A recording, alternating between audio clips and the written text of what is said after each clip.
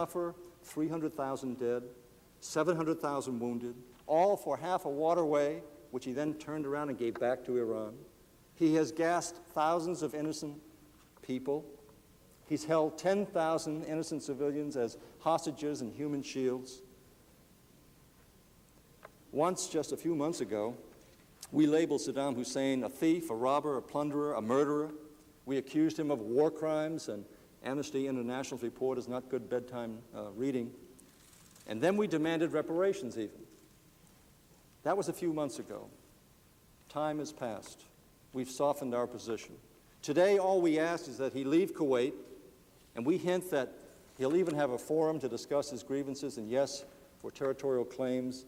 And by the way, at the end of the rainbow is a gleaming pot of gold called an International Peace Conference, at which all of our allies, maybe even the United States, will gang up on Israel and demand that they give land for peace. That's what we're offering even today. And how does he respond? How does Saddam Hussein respond? He says, take your letter back to the White House. We must speak to him more deferentially and with greater respect. In the face of this utter contempt for our efforts to avoid war, there are now, even now, there are some who suggest we walk another mile. What, after all, is a little bit of linkage between enemies? If we're going to give up and pressure Israel in the end, why not just say so now and avoid the war? The short answer is that if we haven't learned from the experience in dealing with the Iran and the hostages, or dealing with Saddam Hussein for the past 6 months, is that an extortionist price is never paid. It will always be another 500 TOW missiles for one more hostage, another Kuwaiti island for the removal of an Iraqi division. Originally, I'd believed that sanctions might bite hard enough to force them out of Kuwait. And I may have been overly optimistic in this view. But in retrospect, I now realize that whatever merits I had in holding that view, once President Bush went to the United Nations and secured authority to use force after January 15th, then it would be virtually impossible to resort to sanctions as the only leverage to be applied during the next year. If the United Nations authorizes the use of force and Congress rejects such authorization or defers it until some time next fall, it's my judgment. And it's something I can't prove. I cannot prove it. I can only say it's my judgment, something that I believe. I believe that the coalition that now exists will crack almost immediately, with each nation trying to strike its own deal with a new Middle East Saladin. One by one, they're going to surrender to his demands or face annihilation. Now, it's possible for us to step back and away from this conflict and allow what has been called by one expert who testified before us, to allow this wheel of conflict to spin on its own violent axis. But I would suggest to you, Mr. President, at some point, be it 6 months or 3 years or 5 years or 10 years, the wheel will grow larger and pull us into its orbit. We have not discussed the issue of terrorism at any length, and perhaps that's something that should be reserved for another time later in the debate. But I believe that Saddam Hussein will in fact resort to terrorism in response to our actions in the Gulf. I think we have to prepare ourselves for it. I believe that he will use chemical weapons, and I believe that he will even resort to the use of biological weapons. And one thing that has persuaded me perhaps more than any other is that months ago we were told, and we read and understood that he was developing biological weapons. He wasn't quite there yet, but by January he would have them. I believe that he in fact is contemplating the use of biological agents, and I believe the 6 months that we have waited to build up our forces has enabled him to actually help perfect that particular technology. And I think that that is something that presages the future. That's the present that will become prologue as well. Mr. President, it's a very difficult time for every American family, especially those with husbands and wives and sons and daughters who are in the Persian Gulf. And I take the words of Senator Sarbanes, Senator from Maryland, very seriously as to how we look those parents and husbands and wives and children in the eyes and tell them that we supported the use of force. We're walking in the shadows of Munich and Vietnam, and the path is dark and it's dangerous. And there are questions to which there are no mathematically certain answers. I know that some have spun out all the calculations, so many sorties, so many bombs, so many deaths. I can't do that. I don't have that capability. There are questions to which there are no answers. Whether sanctions can hold long enough to be effective, we don't know. None of us can be sure, notwithstanding what some of the experts predict. One expert said he was satisfied they would work. Several said they believed sanctions would work. One said he hoped they would work. None of us can be certain on that issue. Whether war can be short enough or fought with minimal enough casualties to sustain public support, we don't know. What will we do after the war? Senator Biden raised some very legitimate questions. What will we do after the war? How will we keep the Syrian and the Iranian wolves from Iraq's door? How can we establish stabilizing institutions in an inherently unstable region? 1,000 doubts rush at us from the darkness, and yet we're required to decide. I went back and I read some of Manchester's biography of Churchill, and I came across an interesting observation. I'd like to just read it. He said, "The present is never tidy or certain or reasonable. And those who try to make it so once it's become the past succeed only in making it seem implausible." Among the perceptive observations and the shrewd conclusions of the Churchills and the Sargents were the clutters of other reports and forecasts completely at odds with them. All of it, the prescient and the cockeyed, always arrives in a promiscuous rush. And most men in power, sorting through it, believe what they want to believe, accepting whatever justifies their policies and convictions, while taking out insurance whenever possible against the truth that may lie in their wastebaskets. Mr. President, I don't know where the truth lies, only where I believe it lies. And I have come reluctantly to the conclusion that Saddam Hussein has no intention of leaving Kuwait, that a nation that has endured hardship of 8 years of war will not surrender its slaughtered victim to the arms of the international community, that making concessions to those who engage in brutal thuggery, be it by delivering a softly worded letter or Israel on a platter, would not purchase peace.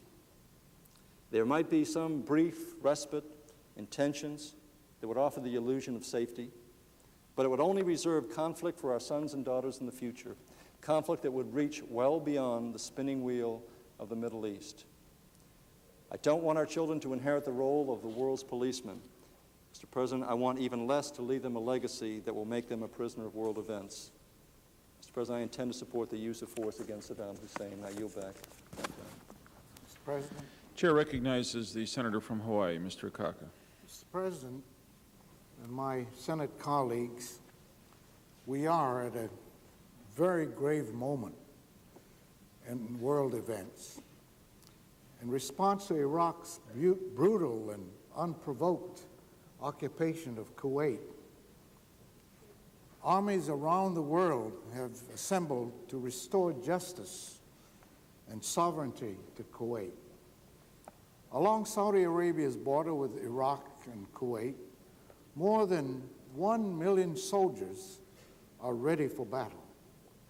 An overwhelming number of Allied troops are Americans. Within a matter of days, these forces could unleash some of the most devastating and destructive weapons devised by man. We must decide whether to authorize war against Iraq. The power to declare war is, without question, the most solemn responsibility granted to Congress by our founding fathers. This vote is the single most important vote that any of us will cast in this session and in many, many legislative sessions to come. If this vote were a referendum on how we feel about Iraq's aggression or its violation of international law, the tally would be 100-0. If it were a vote on the appropriateness of the response by President Bush and the world community to Iraqi's aggression, or a demand for Iraq's unconditional withdrawal from Kuwait, the tally again would be 100-0. But these are not the votes we are about to cast. Our vote is whether we commit America to war, a war which could cost the lives of thousands of our servicemen and women. I commend the President for his efforts to achieve a withdrawal of Iraqi forces from Kuwait. If Saddam Hussein had devoted half as much time and effort to peacefully diffusing this crisis as we have seen from President Bush, the Gulf conflict, I would think, would be settled by now. But because of Saddam Hussein's intransigence, the first meaningful discussion between our governments occurred just yesterday. Unfortunately, the meeting between Secretary Baker and Foreign Minister Aziz was not productive. But there is hope for other diplomatic efforts. I am pleased that both President Bush and Saddam Hussein's foreign minister have expressed a willingness to accept the diplomatic initiative of the Secretary General of the United Nations. The Arab League and the Common Market countries can also contribute to the peace process. Frankly, I do not believe that Saddam Hussein will permit the United States to receive credit for a peaceful solution to the crisis in the Gulf. But if a successful resolution of this crisis can be achieved with the assistance of the UN or other countries, that is all that counts. The diplomatic and political solution to this crisis is far better than a military one. I believe that the diplomatic initiative by the UN Secretary General must have ample time to succeed. I cannot support an authorization of offensive action at this time. As long as there is any hope for a diplomatic settlement, I cannot vote to authorize the President to go to war. Diplomacy and sanctions, not war, are the proper course for the United States to follow. More than a century ago, an American president stood on the battlefield where 7,000 American lives were lost over a period of 3 days. The place was Gettysburg, and the president was Abraham Lincoln. I am borrowing from his now famous address when I tell my colleagues, the world will little note nor long remember what we say here, but they will never forget what we do here today.